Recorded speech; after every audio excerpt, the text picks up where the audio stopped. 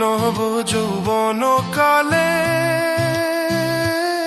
আমরা এমন এক মূর্খ জাতি যেখানে একজন গ্র্যাজুয়েট কমপ্লিট করা ব্যক্তি একজন মেট্রিক ফেল করা মন্ত্রীকে ভোট দেয় শুধুমাত্র চাকরি পাওয়ার লোভে। আমরা এতটাই মূর্খ জাতি, সারা জীবন বইতে পড়ে এসেছি যে অন্যায় করে আর যে অন্যায় সয় দুজনেই সমান অপরাধী, তবুও আমরা শুধুমাত্র চাকরির লোভে কোন রকমের প্রতিবাদ না করে ঘুষ দেওয়ার মতো অপকর্ম করতেও পিছপা হই না। আমরা এতটাই মূর্খ জাতি, আমাদের চোখের সামনে একজন নেতা মন্ত্রী শুধুমাত্র ভোট পাওয়ার লোভে মানবতাকে বিচ্ছেদ করে ধর্মের মধ্যে গন্ডগোল লাগিয়ে দেয়, তাকে আমরা মহানায়কের সিংহাসনে বসাই। আমরা এতটাই মূর্খ জাতি, বইতে সারা জীবন পড়ে এসেছি যেখানে অন্যায় দেখবে সেখানে প্রতিবাদ করো, অথচ কোনো একটা মেয়ে অন্যায় ভাবে রেপ হলে তা প্রতিবাদ না করে আমার মেয়ের তো রেপ হয়নি এ বলে চেপে যায়। আমরা এতটাই মূর্খ জাতি, একজন অশিক্ষিত রিক্সা চালক বলেন স্যার কোথায় যাবেন, আর আমরা শিক্ষিত হয়ে বলি এ রিক্সা যাবি। আমরা এতটাই মূর্খ জাতি, বাবা মাকে ভাত না দিয়ে বৃদ্ধাশ্রমে রাখি আর নিজের শ্বশুর শাশুড়িকে ঘরে রাখি। আমরা এতটাই মূর্খ জাতি, নিজের বোনকে মাল বললে প্রতিবাদ করি কিন্তু অন্যের বোনকে নিজেই মাল বলি। আমরা এতটাই মূর্খ জাতি, আমরা স্পষ্ট বুঝতে পারছি একজন সাংবাদিক পক্ষপাতী করে নিউজ করছে, তবু আমরা তাকে লাইক শেয়ার এবং ফলো করছি। আমরা এমন এক মূর্খ জাতি, নিজের শ্বশুর শাশুড়িকে 12 মাস জ্বালা যন্ত্রণা দিয়ে তাদেরকে ভাত দেই না, অথচ নিজের ভাইয়ের বউ নিজের বাবা মাকে ভাত না দিলে তার প্রতিবাদ করি। আমরা এতটাই মূর্খ জাতি,